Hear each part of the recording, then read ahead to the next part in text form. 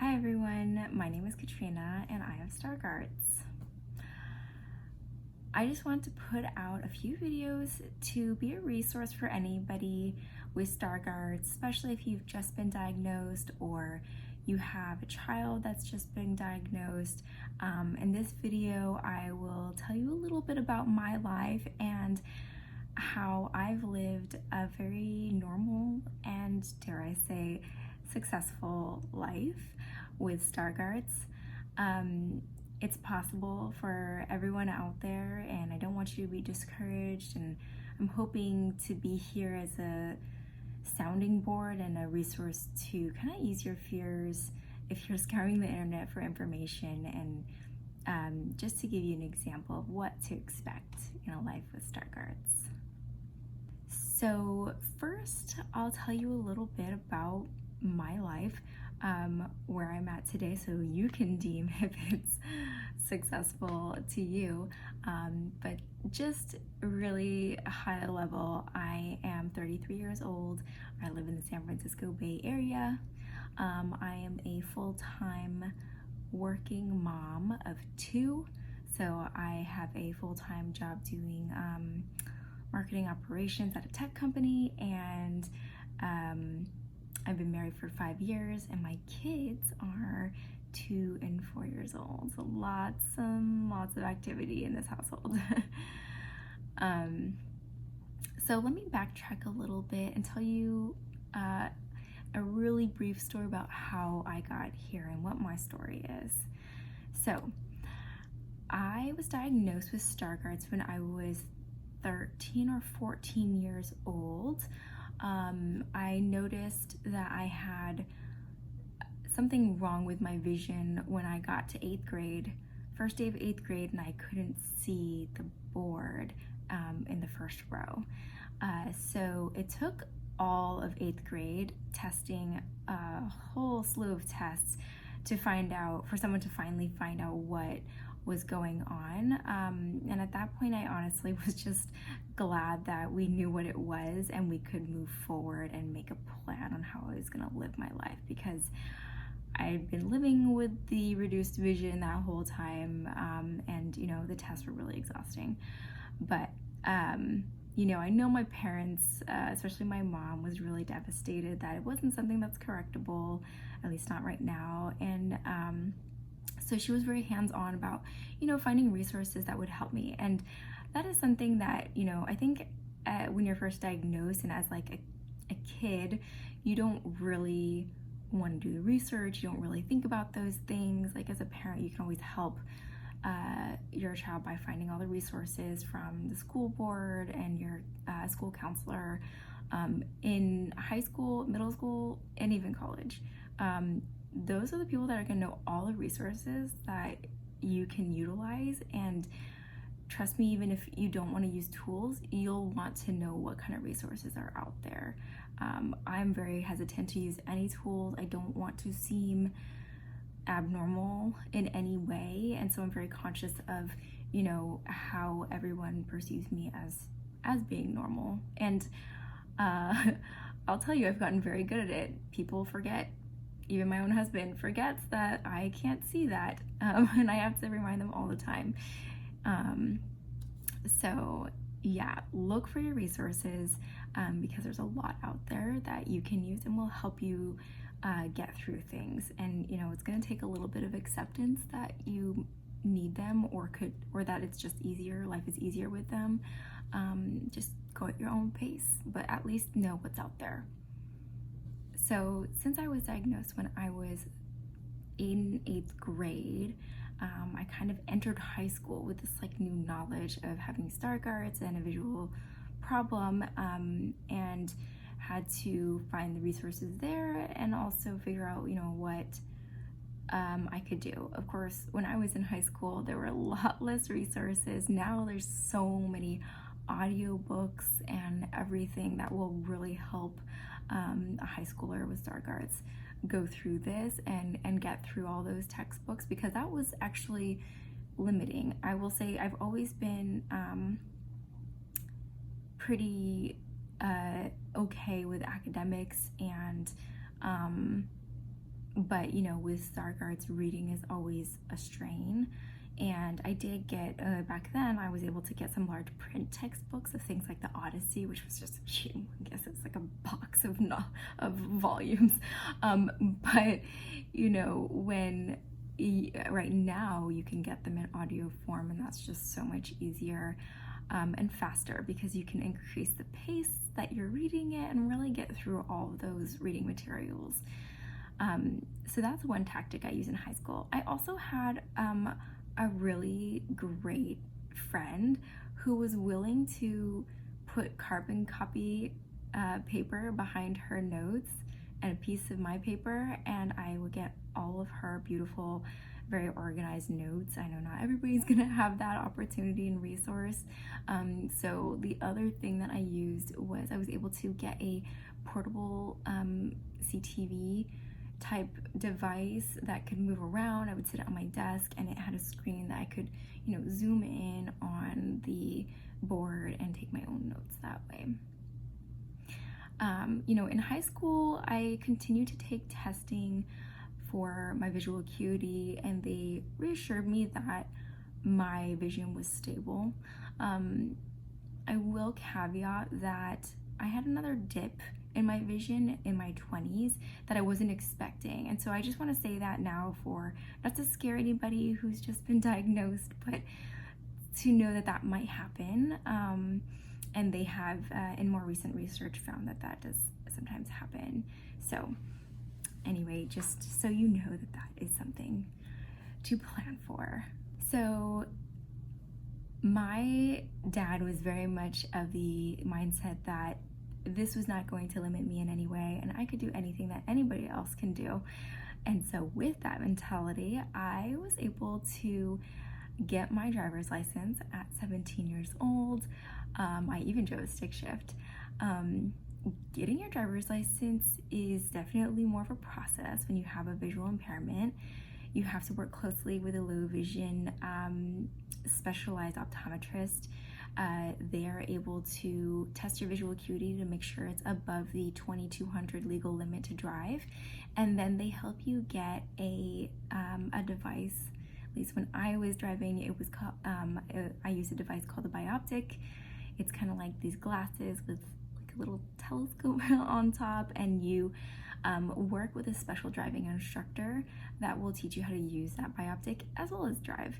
And so there's a little bit of a learning curve there. You do have to look up into this thing at the right moment so that you can read signs on the street and everything, but it's totally doable, and I did for years.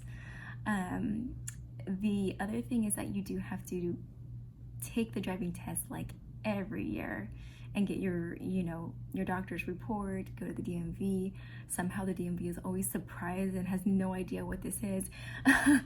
And so there is that factor, but it's totally doable if you are above the 2200 legal limit. So I still worked really hard in high school with my studies, utilizing all the resources I could get my hands on, and I didn't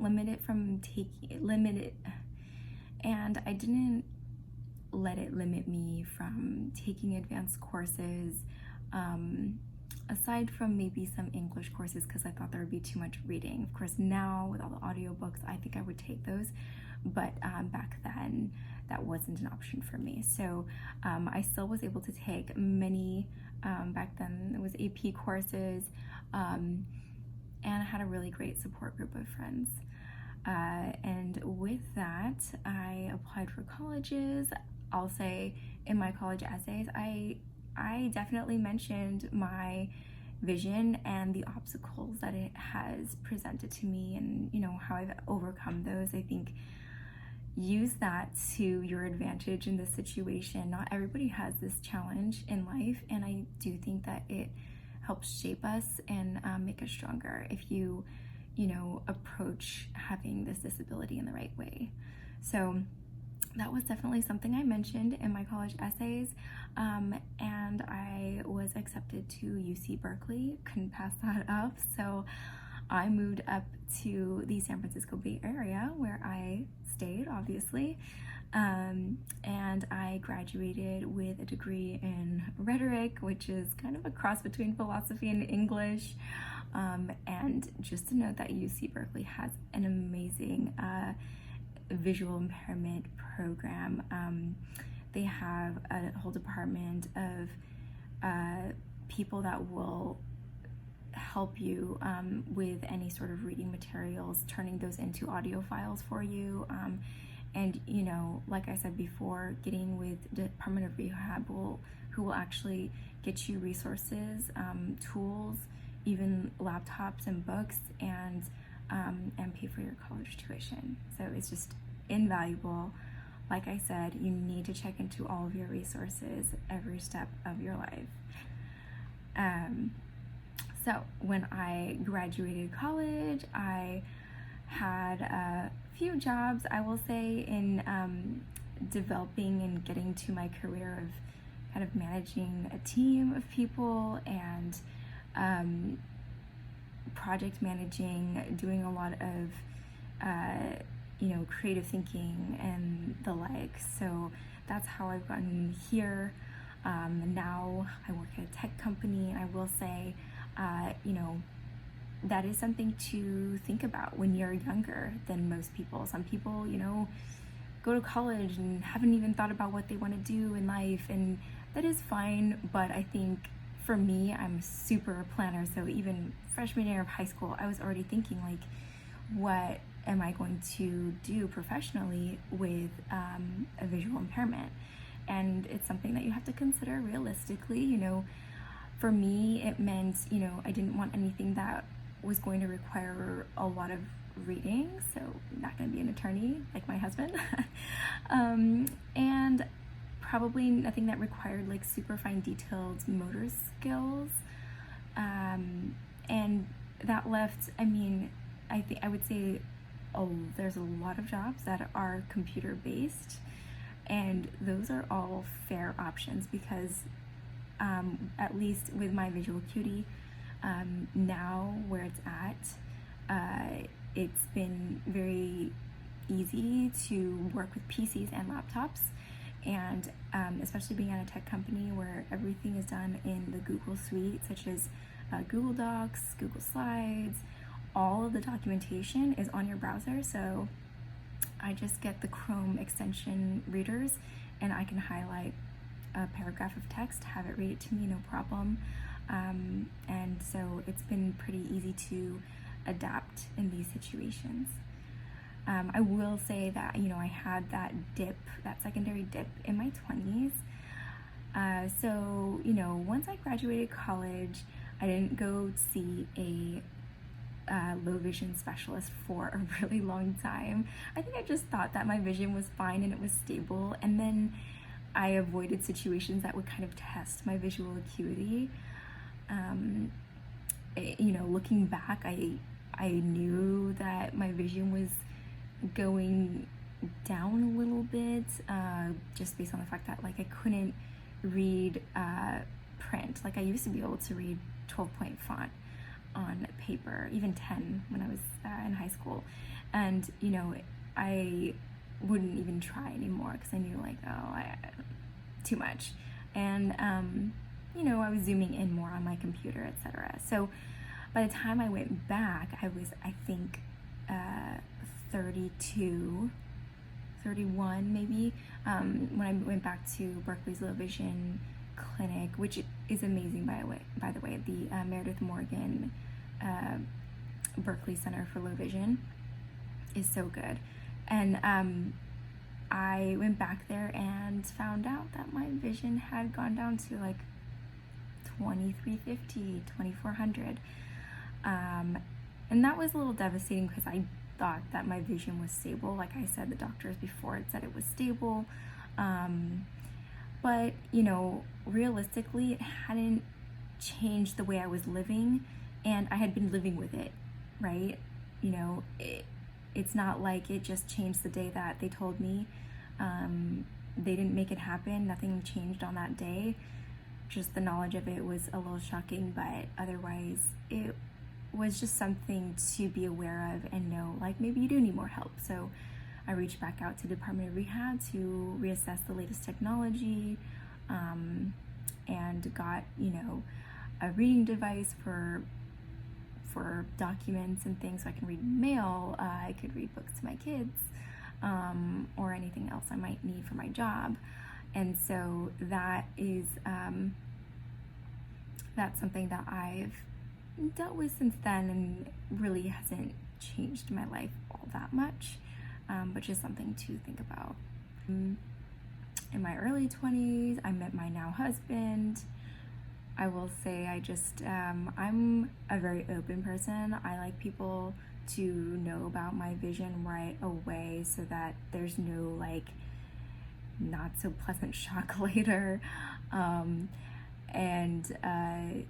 So I think I told my husband on our first date that, oh, by the way, I'm visually impaired, and I did that with a few boyfriends and people that I dated, and it was never a concern for them, honestly. I'm sure everybody has their different experiences, and everybody has their comfort levels of what they're willing to share.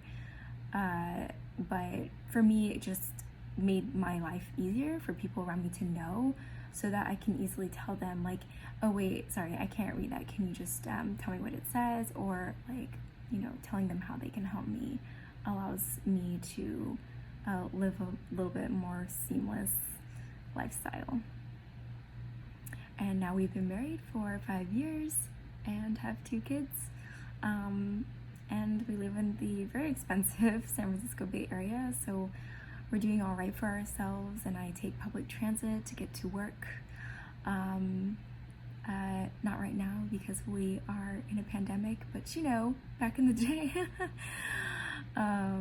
So yeah, that's my life in a nutshell, and thanks everybody for listening, and I hope that I can provide some more reassurance, some more resources, some more tips and tricks in some future videos, or just feel free to comment in here with any questions or concerns, or what to expect type questions, and I will try to address those.